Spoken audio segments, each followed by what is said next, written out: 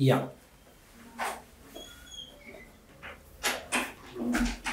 Good morning. Token ठेवा बस.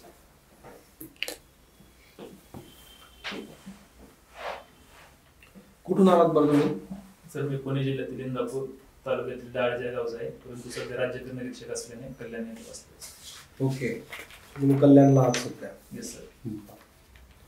सध्या popcorn news मध्ये आहे बघा, जीएसटी मुळे, माहिती आहे तुम्हाला? येस. काय इश्यू आहे बरं तो? सर जे अनपॅक्ड पॉपकॉर्न आहे त्याच्यावरती 5% जीएसटी आहे. जे पॅकिंग केल्यानंतरचे आहेत त्याला 12% जीएसटी लावलेला आहे, आणि जे कॅरामलाइज्ड आहे म्हणजे शुगर त्याला ऍड केली त्याला 18% जीएसटी लावण्यात आले. तुम्ही कल्याणला राहता बघा. येस. मुंबईचं जे कल्चर आहे त्या कल्चरमध्ये स्ट्रीट फूड मोठ्या प्रमाणावर विकलं जातं. काय प्रॉब्लेम्स आहेत बरं स्ट्रीट फूडचे?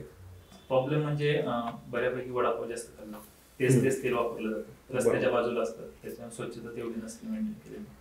तेल प्रॉपर परत वापरलं त्याच्यानंतर तेलात काय चेंजेस होतात? तर त्याचं ऑक्सिडेशन जास्त होतं ऑक्सिजन सोबत संपर्क आल्यामुळे. दुसरी गोष्ट, आपण जे पदार्थ टाकतो त्यात पाण्याचा संबंध येऊन ते खराब व्हायची शक्यता असते. त्याचबरोबर त्याची डेन्सिटी विस्कॉसिटी वाढते, चिकटपणा, आणि ते पदार्थामध्ये जास्त राहतं, त्याच्यामुळे आरोग्यास हानिकारक. आता तुम्ही जीएसटी डिपार्टमेंट मध्ये कार्यरत आहात बरोबर? हो सर. तुम्हाला इकडे काय जॉब पाहिजे बरं? सर जीएसटी मध्ये मी राज्य निरीक्षक आहे, तिथे नॉन गॅझेटेड पोस्ट आहे ती, आणि इथे एफएसओ गॅझेटेड आहे क्लास 2, आणि असिस्टंट कमिशनर म्हणजे डेझिग्नेटेड ऑफिसर क्लास 1 आहे. मला राज्य निरीक्षक म्हणून स्केल S14 आहे, इथे S15 स्केल आहे. बरं, तुम्हाला हा जो जॉब तुम्ही करताय आता कधीपासून जॉईन केला बरं? कारण इथं 2023 पासून जॉईन केलं. तुम्हाला काय बेनिफिट्स होऊ शकतात का आता तुम्ही जे काम करताय त्याचा इकडे एक्सपिरियन्स आहे? राज्य निरीक्षक म्हणून आम्हाला डील करावं लागतं, व्यापारी असतात त्यांच्या ट्रेडर सोबत. फूड बिझनेस मध्ये पण तेच म्हणजे डीलर सोबतच आहेत बऱ्यापैकी फूड बिझनेस ऑपरेटर, तर त्यांच्यासोबत एक कम्युनिकेशन असेल, अवेअरनेस असेल, किंवा कुठल्या योजना असतील त्यासाठी मला मदत होऊ शकते कम्युनिकेशन. सध्या बीफ टॅलो न्यूज मध्ये बघा, काय बरं बीफ टॅलो? ते लाडू बनवण्यासाठी जे तूप वापरतात त्याच्यामध्ये फिश ऑइल टाकलं, म्हणजे अॅनिमल फॅट टाकल्याचा आरोप होता. एनालॉग पनीर माहिती आहे तुम्हाला? Yes sir. ओके, काय असतं बरं ते? म्हणजे नॉन डेअरी बेस्ड पनीर असतं, ज्याचं व्हेजिटेबल्स ऑइल किंवा बाकी पी पावडर. त्याचा हेल्थवर इम्पॅक्ट होतो काही एनालॉग पनीरचा? नाही सर, जर त्याच्यात त्याचं व्हॉल्यूम वगैरे वाढवण्यासाठी किंवा त्याच्यात युरिया स्टार्च वगैरे टाकलं तर होऊ शकतो डिटर्जंट असं, पण असा परिणाम नसतो. फक्त ते पनीर एनालॉग नावाखाली विकलं गेलं पाहिजे. बरं sir. Bureau of Indian standards माहिती का? हो सर. काय आहे BIS?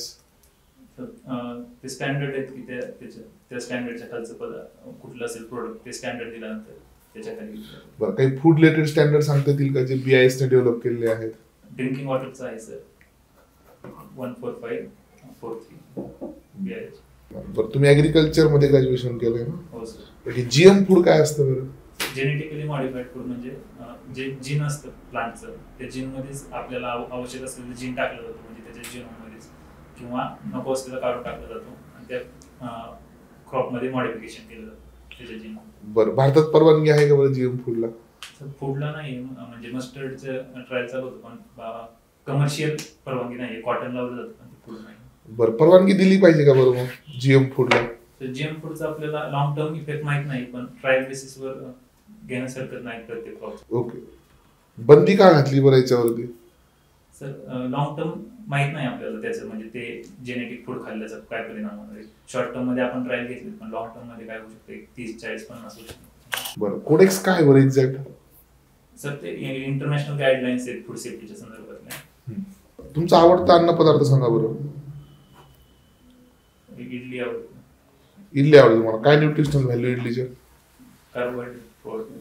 बरं, इडली सारखे अजून काही फर्मेंटेड फूडचे एक्झाम्पल? फर्मेंटेड फूड नाही, पण दही फर्मेंटेड.